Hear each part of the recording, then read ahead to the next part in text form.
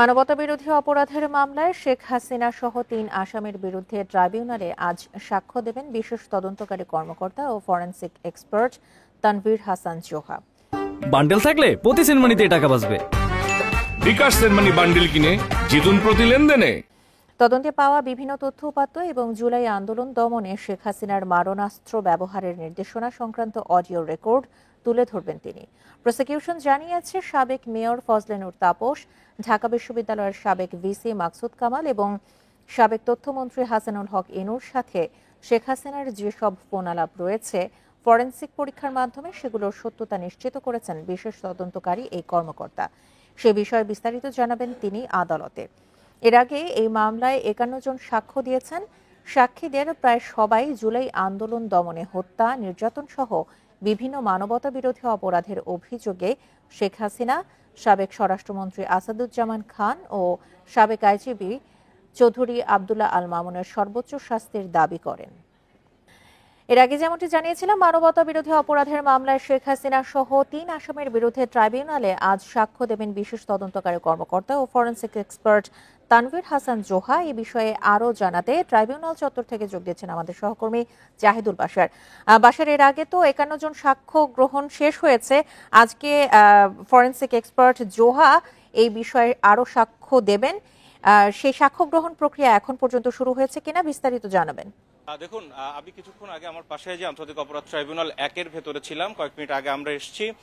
এখানে আজকে যেহেতু সরাসরি সম্প্রচার করার কথা, ভেতরে অডিও কানেকশন এবং ভিডিও কানেকশনের ক্ষেত্রে কিছু প্রযুক্তিগত সমস্যা দেখা দিয়েছে, যার কারণে তানভীর হাসান জোহার যে সাক্ষ্য গ্রহণ সেটি আরো কিছুক্ষণ পরে গ্রহণ করা হবে। তার আগে আরেকজন আনিসুর রহমান, যিনি আন্তর্জাতিক অপরাধ ট্রাইব্যুনালের যেই লাইব্রেরিয়ান হিসেবে অর্থাৎ এবং একই সাথে যে সমস্ত বিভিন্ন তথ্য উপাত্ত আলামত জব্দ করা হয়, সেই জব্দকৃত যে সমস্ত জিনিসপত্র বা মালামাল রয়েছে সেগুলো তার কাছে রাখা হয়। তিনি সাক্ষ্য দিচ্ছেন এই জুলাই আন্দোলন সংক্রান্ত বিভিন্ন ক্ষেত্রে যে সমস্ত তথ্য প্রমাণ তার কাছে ছিল এবং তার কাছ থেকে তদন্ত কর্মকর্তা তিনি সেগুলো নিয়েছেন, সেখানে তালিকা করেছেন, আবার তার কাছে ফিরিয়ে দিয়েছেন। সেই বিষয়গুলো নিয়ে তিনি এখন সাক্ষ্য দিচ্ছেন। অর্থাৎ তিনি যেহেতু আগে সাক্ষ্য দিচ্ছেন, তারপরে এখন তানভীর হাসান জোহা তিনি হবেন ৫৩তম সাক্ষী, যিনি শেখ হাসিনার বিরুদ্ধে এই মামলায় ফরেনসিক এক্সপার্ট হিসেবে সাক্ষ্য দিবেন।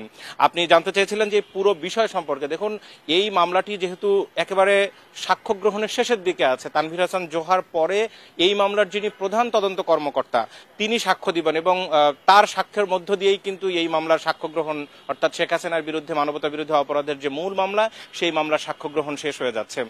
আজকে তানভীর হাসান জোহা তিনি একদিক থেকে একজন প্রসিকিউটর এবং একইভাবে তিনি যেহেতু ফরেনসিক এক্সপার্ট, সুতরাং তিনি এই যে সমস্ত অডিও ক্লিপসগুলো বিভিন্ন সময় সামাজিক মাধ্যমে এসছে, অনেক এ নিয়ে অনেক আলোচনা সমালোচনা হয়েছে, এর আগে অনেকে সাক্ষ্য দিয়েছেন, সেগুলো যে সরাসরি শেখ হাসিনার কণ্ঠ বা অপরপক্ষে মেয়র তাপস অথবা ঢাকা বিশ্ববিদ্যালয়ের সাবেক ভাইস চ্যান্সেলর অথবা হাসানুল হক ইনুর কণ্ঠ ছিল কিনা, সেই বিষয়টি কোন বৈজ্ঞানিক পরীক্ষা নিরীক্ষার মধ্য দিয়ে নিশ্চিত হওয়া গেছে, সেই বিষয়গুলো এখানে প্রমাণ সহ তিনি তুলে ধরবেন। কারণ আপনি জানেন যে এখন প্রযুক্তিগত সহায়তায় নানা ধরনের বক্তব্য বা মানুষের কণ্ঠস্বর পরিবর্তন করা যায়। অবশ্য গতকালকে একজন সাক্ষী যিনি সাক্ষ্য দিচ্ছিলেন তিনিও আরেকজন ফরেনসিক বিশেষজ্ঞ সিআইডির, তিনি আমাদেরকে জানিয়েছিলেন এবং আদালতেও তিনি বলেছেন, আদালত তাকে জিজ্ঞেস করেছিলেন যে প্রযুক্তির মাধ্যমে অর্থাৎ এআই জেনারেটেড কি সরাসরি মানুষের ভয়েস পরিবর্তন করা যায় কিনা। তিনি দেশে বিদেশে প্রশিক্ষণ নিয়েছেন, তিনি বলেছেন যে প্রযুক্তির মাধ্যমে পরিবর্তন করা যায়, কিন্তু সরাসরি হুবহু মানুষের কণ্ঠের অনুরূপ সেটি করা সম্ভব নয়। মানুষ যেভাবে শ্বাস নেয় বা যতটুকু থামে, কথার যে আবেগ সেগুলো আসলে এআই দিয়ে যায় না। যাই হোক, তারপরে এগুলোর অনেক বৈজ্ঞানিক পরীক্ষা নিরীক্ষা আছে, সেগুলোর মধ্য দিয়ে এরই মধ্যে নিশ্চিত হয়েছেন যে শেখ হাসিনা কোন কোন অডিও ক্লিপসে তিনি সরাসরি নির্দেশনা দিয়েছেন লেথাল উইপন ব্যবহারের, হেলিকপ্টার থেকে বোমা ফেলা সহ বিভিন্ন নির্দেশনা।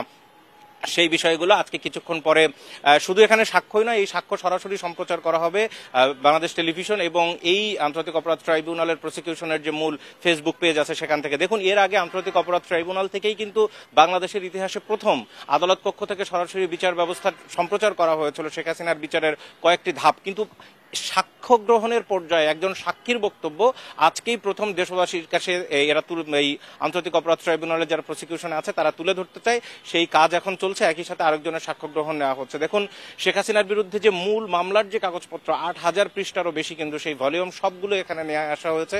পেপার বুক যা যা রয়েছে সবকিছু আমরা এখানে দেখছিলাম যে শেখ হাসিনার পক্ষে রাষ্ট্রনিযুক্ত যিনি আইনজীবী রয়েছেন, ডিফেন্সের যিনি লয়ার রয়েছেন আমির হোসেন, তিনি সেগুলো দেখছেন, কারণ তাকে জেরা করতে হয়। একই সাথে রাষ্ট্রপক্ষের যারা আইনজীবীরা রয়েছেন তারাও সেখানে রয়েছেন। আজকে এখন পর্যন্ত চিফ প্রসিকিউটরকে আমরা আন্তর্জাতিক অপরাধ ট্রাইব্যুনাল 1-এর যে এজলাস কক্ষ সেখানে আমরা দেখিনি, হয়তো কিছুক্ষণের মধ্যে তিনিও আসবেন। এই মামলায় মোট আসামি কিন্তু 3 জন। শেখ হাসিনা প্রথমে একজন ছিলেন, তার পরবর্তীতে তার সাথে যুক্ত করা হয়েছে স্বরাষ্ট্রমন্ত্রীকে, এবং তার সাথে আরেকজন এসছেন, তিনি হচ্ছেন সেই সময়ের জন্য পুলিশ প্রধান ছিলেন আইজিপি চৌধুরী আব্দুল্লাহ আল মামুন। কিন্তু চৌধুরী আব্দুল্লাহ আল মামুন তিনি একই সাথে আসামি, এবং তার আরো একটি পরিচয় হচ্ছে তিনি এই মামলার রাজসাক্ষীও। তিনি নিজেও এই যে মানবতা বিরোধী অপরাধ জুলাই আন্দোলন দমনে যা যা হয়েছে, পুলিশ প্রধান হিসেবে তিনি তার দায় স্বীকার করে নিয়েছেন, তিনি অপরাধী সেটি স্বীকার করে নিয়ে তিনি শেখ হাসিনার বিরুদ্ধে কিন্তু উল্টো সাক্ষী দিয়েছেন রাজসাক্ষী হিসেবে। যদি তার সাক্ষ্য এই মামলায় গ্রহণ করা হয়, আদালত যদি সেটি সরাসরি রিসিভ করেন, তাহলে যেটি হবে তিনি আইন অনুযায়ী খালাস পাবেন, সেটি আদালতের উপর বা ট্রাইব্যুনালের উপরে নির্ভর করছে। দেখুন, এই মামলাটিকে সবচেয়ে গুরুত্ব দেওয়া হয়েছে, এবং একই সাথে আন্তর্জাতিক অপরাধ ট্রাইব্যুনালে এখন পর্যন্ত মোট 4টি মামলা সাক্ষ্য গ্রহণের পর্যায়ে রয়েছে, আর অভিযোগ পড়েছে প্রায় 500-র মতো। কিন্তু এই 4টি মামলা যেগুলো সাক্ষ্য গ্রহণের পর্যায়ে রয়েছে, তার মধ্যে শেখ হাসিনার বিরুদ্ধে যে মূল মামলা অর্থাৎ রাষ্ট্র বনাম শেখ হাসিনা, আরেকটি মামলার সাক্ষ্য গ্রহণ হচ্ছে রংপুরে আবু সাইদ হত্যা মামলা, এবং একই সাথে সাভারের আশুলিয়ায় যে 6 মরদেহ পোড়ানোর যে মামলাটি, সেই মামলার এখন এই যে আমার পেছনে যেই টিনশেডটি দেখা যাচ্ছে ট্রাইব্যুনাল 2, সেখানে কিন্তু ওই মামলারও সাক্ষ্য গ্রহণ চলছে। এবং আরো একটি মামলা যেটি চাংখারপুলের শেখ হাসিনা 2024 সালের 5 আগস্ট যখন ক্ষমতাচ্যুত হন, ঠিক ওই সময়ের সকাল এবং তার পরবর্তীতে সকাল থেকে দুপুর এই সময়ে 6 জনকে হত্যা করা হয় গুলি করে, সেই হত্যা মামলারও কিন্তু সাক্ষ্য গ্রহণ চলছে। তো সবচেয়ে বেশি বিচারিক কার্যক্রমে এগিয়ে রয়েছে এই মামলাটি। সাক্ষ্য গ্রহণ হয়তো আর একজন বাকি থাকছেন আজকে তানভীর হোসেন জোহা দেওয়ার পরে। এর পরবর্তীতেই কিন্তু যুক্তিতর্ক উপস্থাপন হবে, এবং যুক্তিতর্ক উপস্থাপন শেষে এই মামলা ধীরে ধীরে রায়ের দিকে চলে যাবে। চিফ প্রসিকিউটর আভাস দিয়েছিলেন যে ডিসেম্বরের মধ্যে গুরুত্বপূর্ণ মামলার রায় চলে আসবে, সেটি কিন্তু 2-4 মিলারে সেটি সম্ভব, এবং প্রসিকিউশন এখনো সেই কথাই বলছে। ট্রাইব্যুনাল চত্বর থেকে সবশেষ বিস্তারিত জানাচ্ছিলেন আমাদের সহকর্মী জাহিদুল বাশার।